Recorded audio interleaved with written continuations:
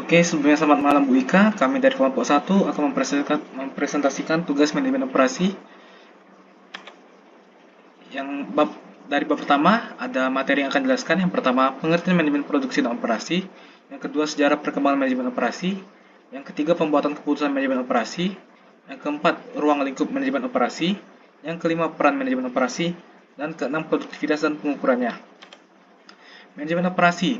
Manajemen operasi merupakan serangkaian aktivitas yang menciptakan nilai dalam bentuk barang dan jasa dengan mengubah masukan menjadi hasil.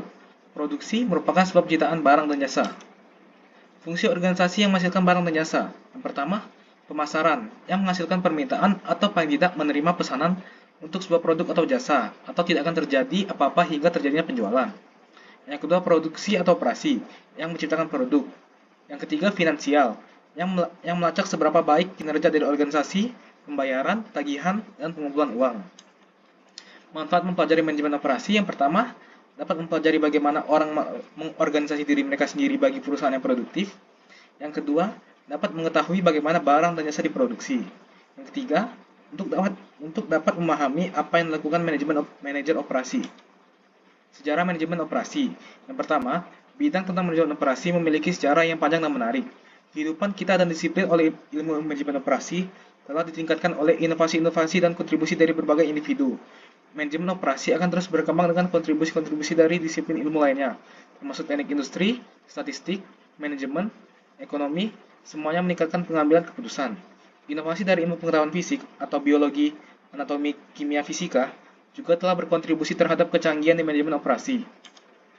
Inovasi dalam produk dan proses terkadang bergantung pada kecanggihan dalam ilmu pengetahuan fisik. Kontribusi terpenting pada manajemen operasi adalah berasal dari teknologi informasi, yang kita jabarkan sebagai sistem pemrosesan yang sistematis dari data untuk menghasilkan informasi. Teknologi informasi dengan hubungan nirkabel, internet dan e-commerce, perdagangan elektronik mengurangi biaya dan mempercepat komunikasi. Pembuatan keputusan dalam manajemen operasi. Keputusan dalam manajemen operasi dapat dilakukan dengan memerlukan organisasi individu yang benar-benar berpengalaman dengan alat statistik dan teknologi informasi. Keputusan manajemen operasi dapat seperti desain produk, tata letak, lokasi, rancangan, kerja sumber daya, dan SDM. Ruang lingkup manajemen operasi. Perencanaan sebagai manajer operasional akan melakukan penyiapan keseluruhan proses operasional, mulai dari perencanaan yang bahan baku, anggaran, barang dan jasa yang akan diproduksi. Yang kedua, pengendalian dalam proses produksi, bahan SDM dan kualitas, juga dapat dilakukan pengendalian kualitas produk dengan memastikan produk sudah memenuhi standar kualitas yang sudah ditentukan. Sistem informasi produksi dilakukan untuk mengumpulkan informasi berupa tren terkini ataupun kebutuhan yang masyarakat butuhkan. Lalu peran dalam manajemen operasi. Yang pertama, maksimalkan efisiensi dalam pengoperasian sistem dan proses bisnis. Kedua, mengoptimalkan produktivitas perusahaan dengan meningkatkan efisiensi dan mengurangi biaya.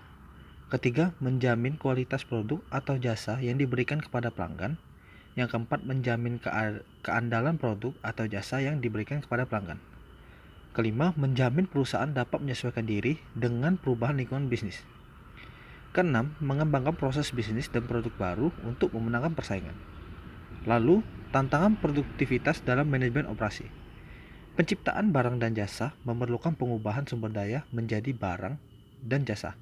Semakin efisien kita melakukan pengubahan ini, kita akan semakin produktif dan nilai yang lebih ditambahkan ke dalam barang atau jasa yang disediakan. Produktivitas merupakan rasio hasil dibagi dengan masukan sumber daya seperti buruh dan modal. Pekerjaan manajer operasional adalah untuk meningkatkan atau memperbaiki rasio dari hasil atas masukan. Peningkatan produktivitas seperti peningkatan efisiensi. Lalu seperti contoh yang ada di slide ini, pengukuran produktivitas bisa dilakukan secara langsung. Contohnya adalah kasus ketika produktivitas diukur dengan waktu buruh per ton dari sebuah jenis baja tertentu.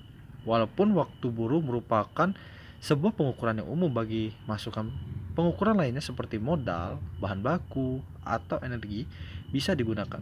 Sebuah contoh dari hal ini bisa dirangkum dalam bersama seperti ini. Produktivitas sama dengan unit yang dihasilkan dibagi masukan yang digunakan.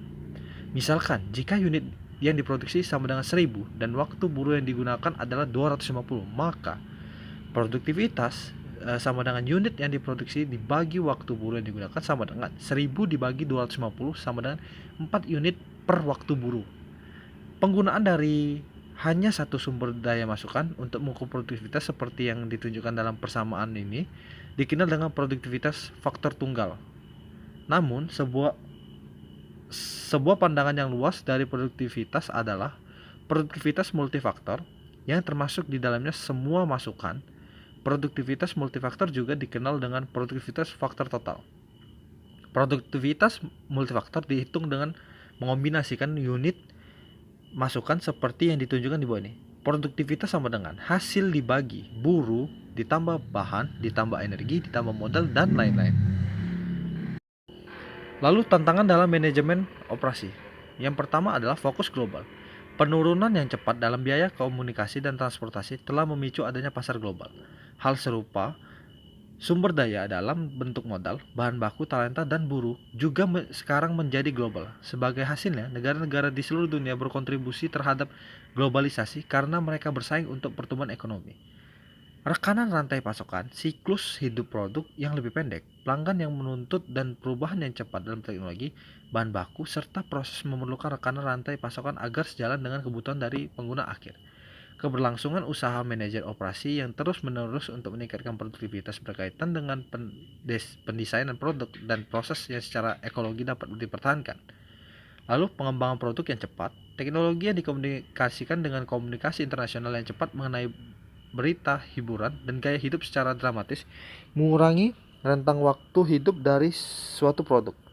Karyawan yang diberdayakan, ledakan pengetahuan dan tempat kerja yang lebih teknis telah dikombinasikan untuk memperoleh kompetensi yang lebih dalam pada tempat kerja. Sistem yang dibangun oleh manajer operasi untuk mengubah sumber daya menjadi barang dan jasa merupakan hal yang rumit. Di samping itu, mereka berfungsi di dunia di mana lingkungan fisik dan sosial berevolusi, seperti halnya hukum dan nilai.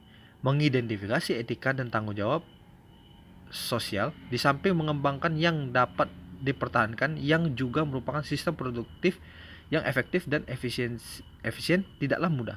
Manajer juga ditantang untuk melakukan hal berikut. Yang pertama, mengembangkan dan menghasilkan produk yang aman, berkualitas tinggi, dan ramah lingkungan. Lalu yang kedua, melatih, mempertahankan, dan memotivasi karyawan dalam sebuah tempat kerja yang aman.